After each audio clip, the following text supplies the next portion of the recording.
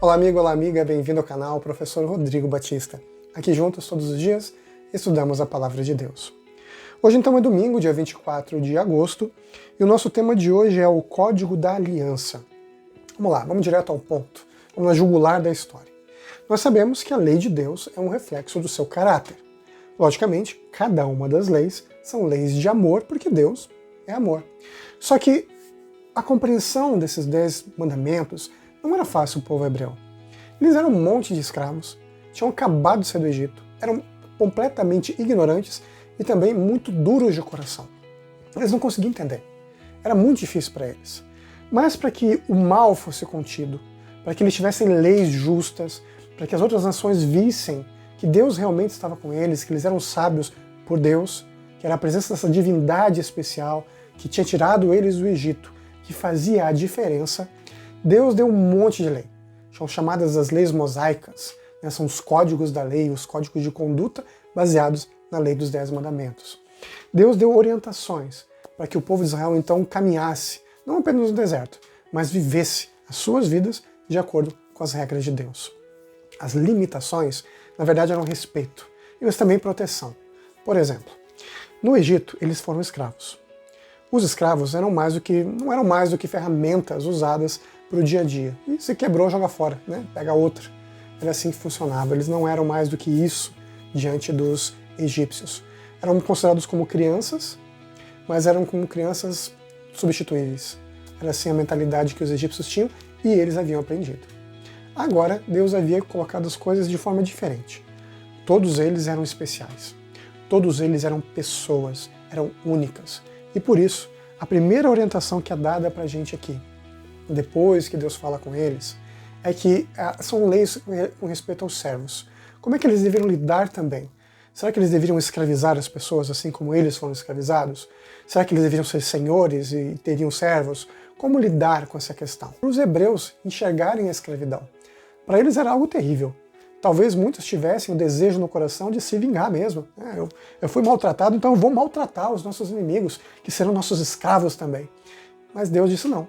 Não é bem assim que funciona, não.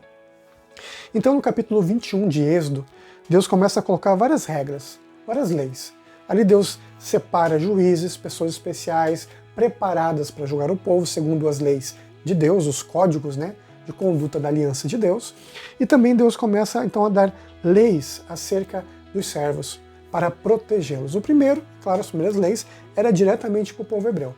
Se alguém fosse hebreu e tivesse que se tornar escravo por questões de dívidas ou que seja com o seu semelhante, haviam regras. Podia ser escravo apenas por 6 anos, a 7º seria libertado, não poderia ser espancado. Haviam várias leis de proteção para o escravo. Vejam, eu não estou justificando a escravidão. Ela é errada em qualquer contexto. E Deus sabia disso. Por isso o que ele faz? Ele restringe esse comportamento, ainda que não bana, mas ele restringe para que o povo hebreu não faça com os seus servos o que foi feito a eles. E o que acabou sendo feito também no povo cristão, que acabou fazendo pior até do que muitos desses pagãos durante os períodos da Idade Média e depois mais para cá, né, nos nossos dias, com os escravos africanos. Deus detesta a escravidão. Quando a gente vai para o Novo Testamento, o próprio apóstolo Paulo orienta para que, se você for escravo, tiver a oportunidade, se liberte, seja livre. Se você não puder, confie em Deus, porque o nosso Senhor é o mais importante. Então a liberdade ela é essencial. E Deus então ele faz o seguinte nisso, ele preserva o ser humano, ele vê a pessoa respeitando a cultura, o tempo, o local em que cada um de nós vive, mas os princípios estão lá. A vida tem que ser respeitada, a vida deve ser preservada, e primeiramente, claro, de casa, depois o de fora. Porque o grande objetivo das nossas vidas sempre, claro, tem que ser salvar as pessoas que nós mais amamos, cuidar das pessoas mais próximas da gente. Depois, a gente se preocupa com os de fora. Nós temos essa responsabilidade diante de Deus também, primeiro os de casa.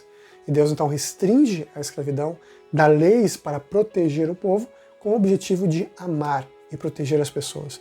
E essas leis também acabavam se refletindo com a forma, o trato, que os hebreus deveriam lidar também com os seus futuros escravos, os inimigos que seriam derrotados e que também seriam seus servos.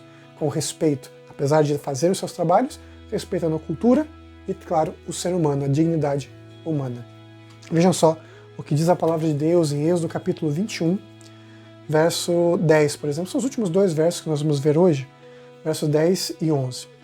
Se ele der ao filho outra mulher, não diminuirá o mantimento da primeira, nem os seus vestidos, nem os seus direitos conjugais. Se não lhes fizer essas 3 coisas, ela sairá sem retribuição nem pagamento em dinheiro. Os primeiros versos aqui falando sobre a questão de um homem, se quiser casar com uma escrava, como ele deveria se comportar com ela, como não deveria tratá-la diferente e como ela deveria ser livre caso ele não cumprisse com ela as suas obrigações. Deus ele então vai fazendo todo esse cuidado e que a lição nos diz que para a gente observar, e eu dou para você uma lição de casa. Leia até o capítulo 21, dos versos 1 até o verso 32, porque aqui fala também da questão da violência, como Deus lida com essa questão, como é que Deus permitia ou não a questão da violência, e você vai ver, Deus não permitia.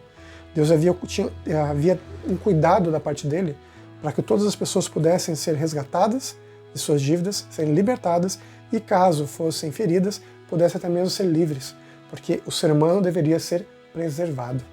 Não essa história de, eu posso machucar o meu escravo como eu quiser, como aconteceu aqui no Brasil. Ninguém tinha autoridade de matar um escravo, de feri-lo mortalmente, de machucá-lo, quebrar a sua dignidade. Na verdade, Deus faz todas as leis aqui para preservar o ser humano. Apesar de eu e você, com certeza, discordarmos completamente da escravidão, esse era o contexto que eles viviam. E a gente tem que entender esse contexto para entender também os princípios de Deus através disso. Deus, ele não é a favor da escravidão, ele é a favor da liberdade, mas ele respeita o contexto e a época de todos nós. Vamos juntos orar? Obrigado, Pai, por tua mensagem hoje de amor e esperança, falando sobre a liberdade, sobre o cuidado que temos que ter com os outros. A base é o amor e a dignidade que o Senhor nos ensina através da conduta da tua lei. Obrigado por nos mostrar todas as tuas verdades. Em nome de Jesus. Amém. Se alguém um dia disser para você que Deus concorda com a escravidão, que Deus faz separação de pessoas, mostra esse texto. Ele é bem claro.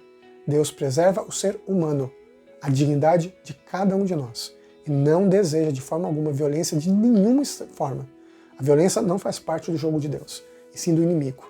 Que Deus possa te abençoar, guardar e proteger.